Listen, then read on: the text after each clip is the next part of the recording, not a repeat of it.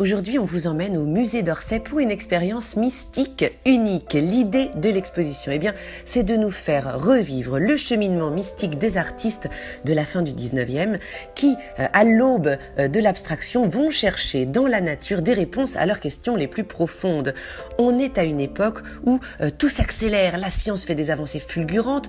Du coup, évidemment, eh bien, on s'interroge sur le monde, sur l'origine de la vie, sur notre place dans l'univers. Côté artistique, la photographie remet en question le rôle de l'artiste. Il ne lui suffit plus d'être précis dans ses représentations puisque la photo le fera toujours mieux. Il lui faut mettre son âme, ses émotions, son ressenti dans ses œuvres. Mélanger ces deux éléments de contexte et observer la nature qui vous entoure. Le résultat, il est là dans cette exposition.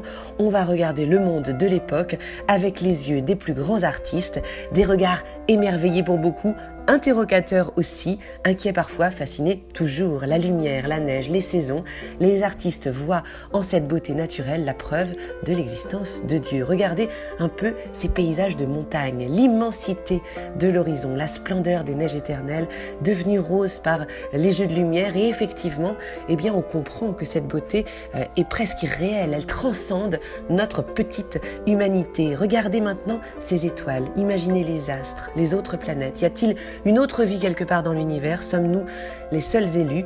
Autant de questions que nous livrent les artistes dans leurs œuvres. Une réflexion intérieure sur la vie, livrée en près de 200 chefs-d'œuvre signés des plus grands artistes, parmi eux Gauguin, Monet avec ses meules venus tout spécialement des musées de Chicago et de Boston, ainsi que ses magnifiques cathédrales, Van Gogh et son Summer, ou encore sa magnifique Nuit étoilée, Klimt, Munch, Kandinsky qui nous livre une interprétation de la nature et de l'univers tout en géométrie, et puis aussi des artistes moins connus en France comme Georgia O'Keeffe, Émilie Carr ou encore Ferdinand Hodler qui sont de fabuleuses découvertes.